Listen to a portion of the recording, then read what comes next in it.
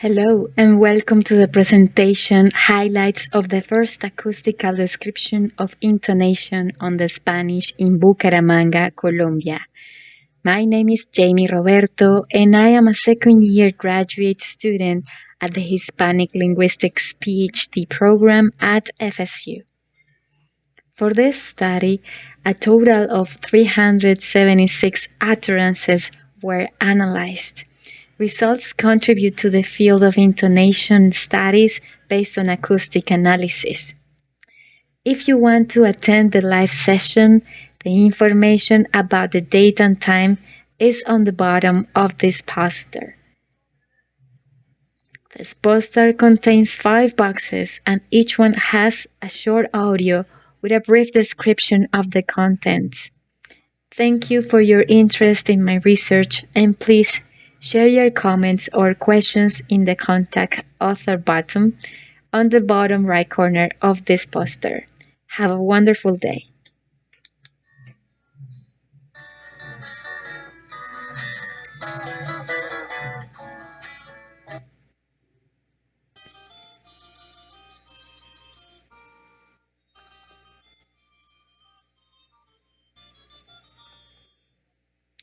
In this section, you will find information regarding the location of Bucaramanga and a brief background on the studies in intonation with acoustic analysis. First, a beautiful picture of the mountain range of the Andes. Colombian Andes consist of 3 branches. Bogota, the capital city, is located on the eastern ranges, as well as Bucaramanga. This is the widest of the 3 and extends to Venezuela. This city is well known for its manufacture in leather and for its people, who are characterized as bad-tempered because of the way they speak. Bumangueses themselves define more as outspoken and frank people that hold honor in being descendants of hard-working country people. The video attached represents this identity, while the last picture provides a visual recollection of intonation studies. Spanish in Colombia has been explored deeply with devoted linguists collecting data from all over the countryside. These works led towards an atlas of the Spanish in Colombia that provided lexical material to classify Colombian dialects into 2 main groups, Caribbean and the Andes. These groups have several subdialects that correspond mostly to capital cities of the different departments. But it relies on perceptual descriptions from the researchers. Now, we have the opportunity to use technology to provide the acoustic correlation to the classification of dialects in Colombia. One of the first studies in the intonation of Colombia was done by Dr. Velázquez in 2013, where 4 cities, Medellín, Cartagena, Cali, and Bogota, were described. Her description was based on the approach followed by the work of Pietro and Roseano in 2010, who were able to gather general descriptions of the intonations of Castilian, Cantabrian, Canarian, Dominican, Puerto Rican, Venezuelan, Ecuadorian, Chilean, and Mexican Spanish. This picture represents the data available about the melodic contours of different countries and cities. Each little square corresponds to an acoustic contour of a type of sentence. Each row corresponds to a different type of sentence. The first column, from left to right, contains the type of sentence, the category. It could be a declarative, a question, a request. The 4 following columns correspond to the cities described by Velázquez, and these are followed by columns that correspond to the data from Pietro and Roseano. This poster in general provides a visual aid to contrast the different contours used by different dialects. In the next section, I will talk about the methodology used for describing acoustically the intonation of the Spanish in Bucaramanga.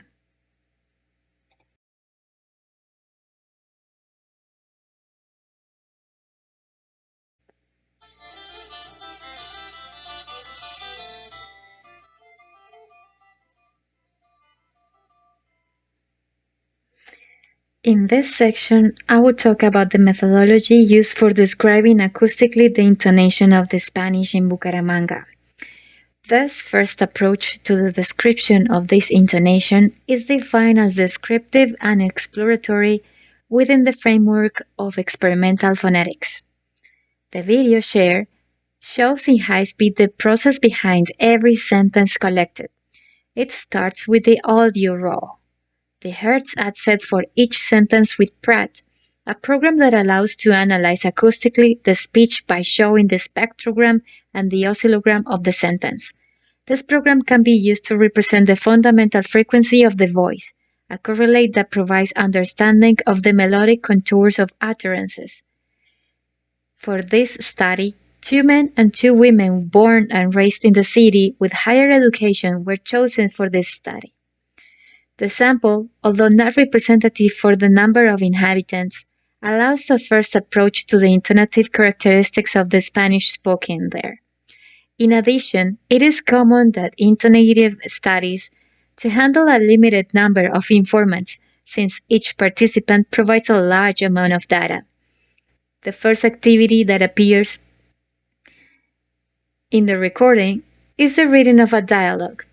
The reading, as Velázquez also acknowledged, represents a humorous situation that allows the participants to break the apprehension they might feel while being in an unfamiliar room with a microphone close to their mouth. The second activity is a map task that has a route traced and another that is incomplete. In this task, the informant must indicate to another person present in the recording room the route of his map. 2 interactions are made. In one, the maps are exactly the same, but in the other, they differ in small details that led to a greater exchange of spontaneous statements. It was observed during the pilot test that the 71 proposed contexts from the original interviews for Ecuadorian Spanish was an exhausting task for the informants. So, the survey was organized into scenarios that allow several statements to be grouped into one situation. In addition, the use of images and a brief description of the context made it possible to speed up semi-spontaneous responses. The PowerPoint presentation can be accessed in this section too. These interviews were conducted in 2 locations, in a recording room in the city of Bucaramanga and in the laboratory of the Caro y Cuervo Institute in Bogota. The Audacity program was used for the conversion from stereo to mono and the segmentation of the statements into individual audios. The PrEP program allowed the synthesis of the intonative curve with the application of MOMEL algorithmic modeling and its manual correction. With the program easy aligned, the sound and spelling segments were aligned and corrected manually. Labeling of the fundamental frequency movements was based on the SPTOBI parameters by Estevas, Vilaplana, and Prieto, and Walde and Prieto. This can be explored at the provided link at the bottom of this section.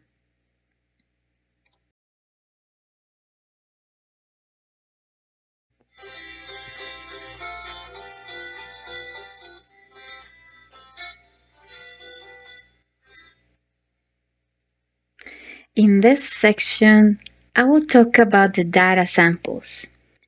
The images here illustrates the acoustical analysis of the sentences. The top of the image contains the oscillogram, and below it there is the spectrogram with the fundamental frequency contour. After this, you can find the first tier. It contains the orthographic sentence. Below it is the second tier. It corresponds to the words. The third tier contains the syllables. And in the fourth tier, it shows the tonal representations according to the SPTOBI system of labeling. L means low. H corresponds to a high tone. And M to a medium one. An asterisk corresponds to the main tone in the syllable. A dash, it's a break between phrases. And the percentage symbol corresponds to the end of a phrase. Now, on the fifth tier, we have the prosodic phrasing indices. 0 marks a fusion between syllables. 1. Marks boundaries between words. 2. Marks a disjuncture or apparent pause. Number 3. Marks an intermediate phrase. Number 4. Marks the end of a sentence. Now feel free to navigate the examples provided in this section. ¿Cómo que de quién? ¿De Guillermo? ¿Cómo que de quién? ¿De Guillermo? ¿Cómo que de quién? ¿De Guillermo?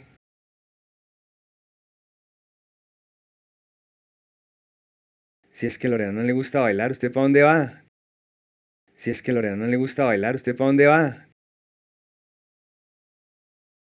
Si es que a Lorena no le gusta bailar, ¿usted para dónde va? ¿Qué para dónde voy yo? ¿Qué para dónde voy yo? ¿Qué para dónde voy yo?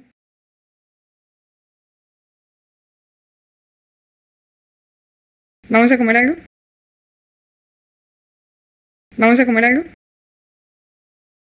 ¿Vamos a comer algo?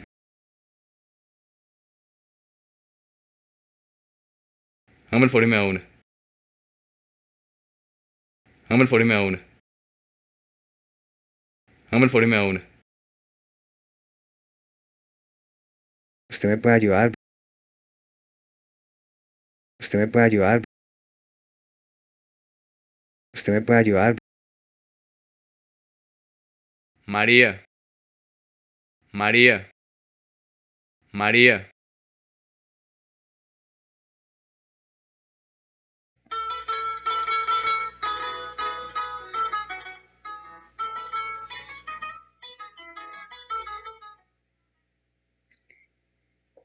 In this section, I will talk about the results and some preliminary conclusions. The contour of affirmative neutral statements were found to correspond to the dialects of Bogotá, Cali, Argentina, Chile, and Puerto Rico. The acoustic contour of emphatic statements was similar to Cali and Chile's contours. Obvious statements share the same contour properties as the Spanish in Cartagena, Cali, Castilla, Cantabria, Canarias, Puerto Rico, and Mexico. WH questions follow the same melodic contour as the ones found in Medellin. WH questions expressing uncertainty share the same contour as the dialects in Canarias and Mexico. Rhetoric WH questions share the same contour as the dialects of Medellin, Cali, and Chile. The WH echo questions contour is similar to those described for the dialects of Cali and Bogotá. The imperative WH question melodic contour is also found in Castilla, Venezuela, and Mexico. Yes-no questions, exhortative statements, and vocatives share the same contour with other described accents. According to the classification of the dialects, Bucaramanga Spanish should represent shared features with the Spanish dialects of Bogotá, Cali, and Medellin, since they belong to the Andes dialect. On the other hand, it should differ notably from Cartagena Spanish, since this variety belongs to the Caribbean dialect. Based on the categories described, the intonation of Bucaramanga Spanish presents A contours, similar to those of the Cali variety. The coincidences with Bogotá Spanish are presented in 7 of the cases, and in 5 cases with Medellin dialect. Similarities with the Spanish from Cartagena are observed in 4 cases.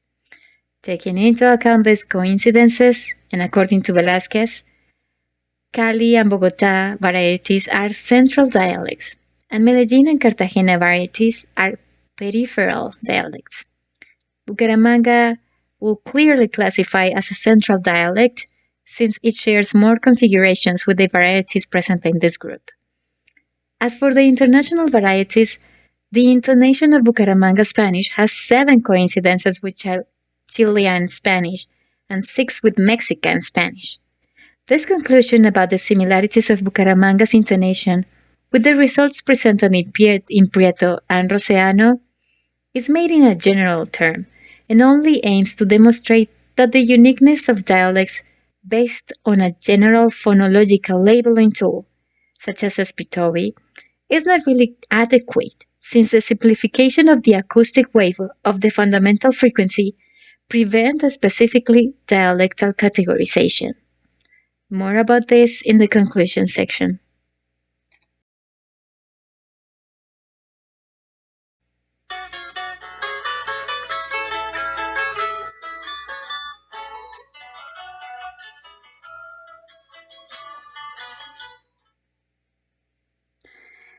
In this section, I will talk about the conclusions and further studies that I am interested in. So, due to the overall conclusions of the SPTOBI labels, the study of the unique characteristics of Bucaramanga Spanish as a dialect is pending corroboration by other researchers, as this is the first description made on this variety. To achieve this goal, it is recommended to make a more detailed labeling of the intonative movements at the phonetic level. Besides, it is suggested to use neutral declarative statements because the non-neutral and emphatic statements use the intonation curve with pragmatic purposes, which makes the possible dialectal movements present in the fundamental frequency very difficult to get. In the data, it could be observed that the statements produced by the activity with the map were ideal for this type of analysis. By eliminating the obstacles that the environment, the microphones, and the pressure of trying to speak correctly in the recordings, you could gather more spontaneous data. Now, my new interest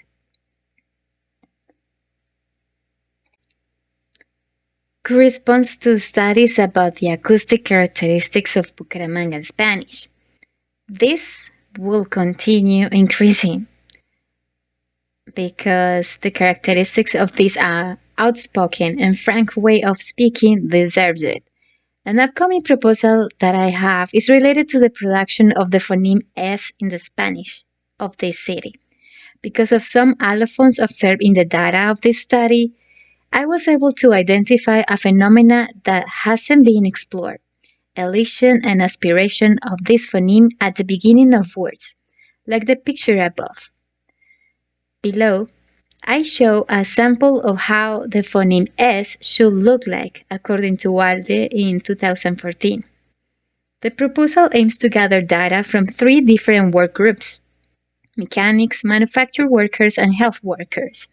The hypothesis here being that these allophones are found in all of the groups and correspond to a dialectal characteristic.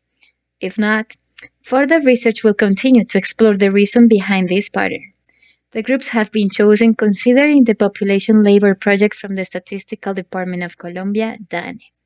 So this is all about the presentation. I hope you enjoyed it, and if you have questions, please reach out to me to my email. Thank you for listening.